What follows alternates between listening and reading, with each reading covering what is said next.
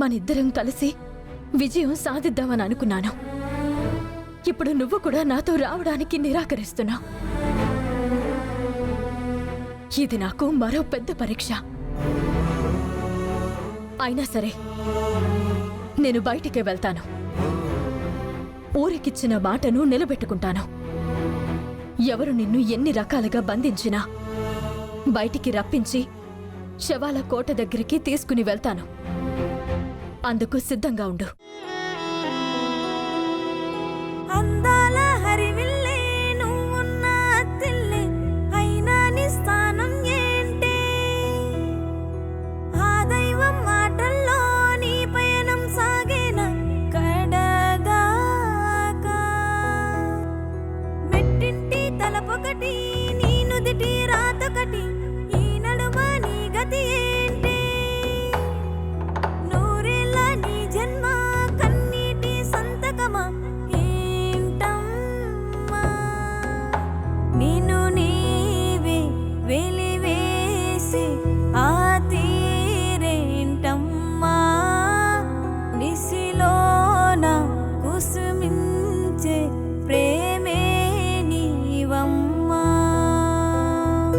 ఏమో ఏమో ఏమో ఏమో ఏమో నీ కథ ఏమౌనో, తీరం లేని పయనం ఎందాకే. అవని ఇంటి నుంచి అడుగు బయటపెట్టిన ప్రతిసారి ఈ ఇల్లు పెద్ద పెద్ద కష్టాలను చూసింది. ఈసారి ఏం జరుగుతుందో?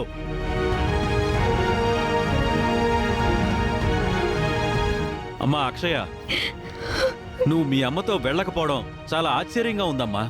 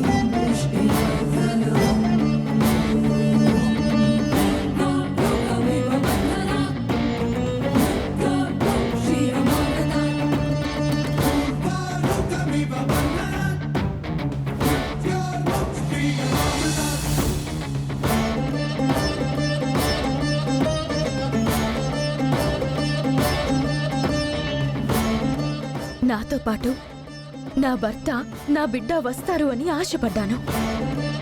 వారు రాలేదు. ఆఖరి పోరాటంలో నా బిడ్డ నా చేతిలో ఆయుధంలా మారుతుందని ఆశపడ్డాను. ఆ ఆయుధం చేజారిపోయింది. ఇప్పుడు నాది ఒంటరి పోరాటం. అయినా సరే నేను వెనుకకు తగ్గను. దుష్టశక్తి వశీకరణు తన జాతిని, తన ఆశయాలను, తన అనుచరులను సమూలంగా అంతం చేయగల శక్తిని నాకు ప్రసాదించు. వశీకర నా మీద విరుచుకుపడ్డానికి భూత ప్రేతాత్మల సైన్యాన్ని దించుతుంది. ఊరిని అల్లకల్లోలం చేయడానికి ప్రయత్నం చేస్తుంది. తన ప్రయత్నంను నేను అడ్డుకుని ఊరిని, నా బిడ్డను కాపాడుకోగల బలాన్ని నాకు అందించు. నీ అవతారాలలో ఒక అవతారాన్నై దానిని అంతం చేస్తాను. అమ్మా,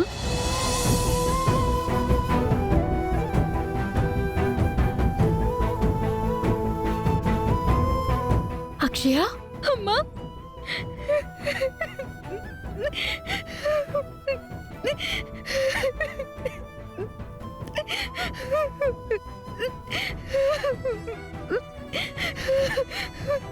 రానన్నావు కదా, ఎందుకొచ్చావు?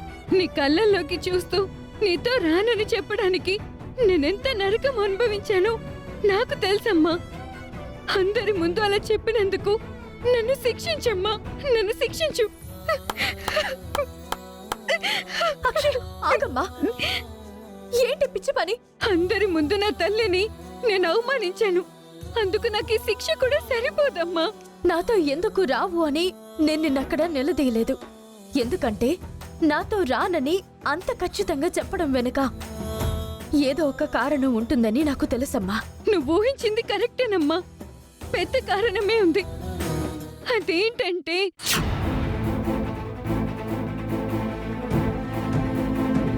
అక్షయ, ఏం ఆలోచిస్తున్నావమ్మా? ఏం లేదు నానమ్మా. నిన్నొక విషయం అడుగుతాను. నీ మనసులో ఏముందో అదే చెప్పు. అడగండి నానమ్మా.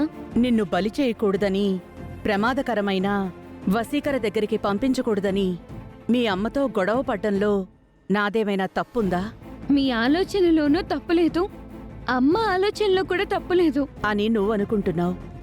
మీ అమ్మే అనవసరంగా పంతానికి పోతోంది. మర్రి చెట్టు దగ్గర రాత్రంతా నిన్ను కూర్చోబెట్టినప్పుడు వసీకర్ ఆ రోజు ఎందుకో రాలేదు కాబట్టి సరిపోయింది. వచ్చుంటే గనక నీ పరిస్థితి ఏమై ఉండేది? ఆ రోజు మీ అమ్మ మాకు ఏమని మాటిచ్చింది? ప్రమాదం రాకుండా చూసుకుంటాను అంది. అప్పుడు నువ్వు మీ అమ్మ వల్ల సేవ్ కాలేదు, అమ్మవారి వలన అయ్యావు.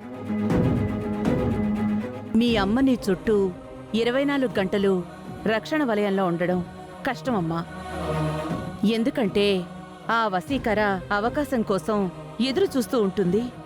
నువ్వు ఎప్పుడు దొరికితే అప్పుడు తన్నుకుపోదామని చూస్తోంది. చూడమ్మా, మీ అమ్మ ఓవర్ కాన్ఫిడెన్స్కి వ్యతిరేకంగా ఏదైనా జరగనంది జరిగిందే అనుకో, ఇంతమంది ఉండి కూడా నిన్ను కాపాడుకోలేని వాళ్ళమవుతాం. నా త్యాగంతోనైనా అమ్మ ఊరికిచ్చిన మాటను నిలబెట్టుకున్నది అవుతుంది కదా నాన్న. కొందరి త్యాగ ఫలమే కదా మరికొందరికి స్వతంత్రం. మీ అమ్మ చెప్పిన మాటలు నీకు నరనరానా ఎక్కేసినట్టున్నాయి. అయితే ఇప్పుడు నేను ఓ మాట చెప్తాను, విను. నా మాట విననప్పుడు మీ అమ్మ ఈ ఇంట్లో ఉండకూడదని నేను ఆజ్ఞాపించాను. అది మొండిది, ఖచ్చితంగా బయటికి పోతుంది. ఆ సమయంలో నిన్ను కూడా రమ్మంటుంది. అప్పుడు నువ్వు వెళ్ళకూడదు. వెళ్ళావంటే ఈ నానమ్మ చనిపోయినంత ఒట్టు.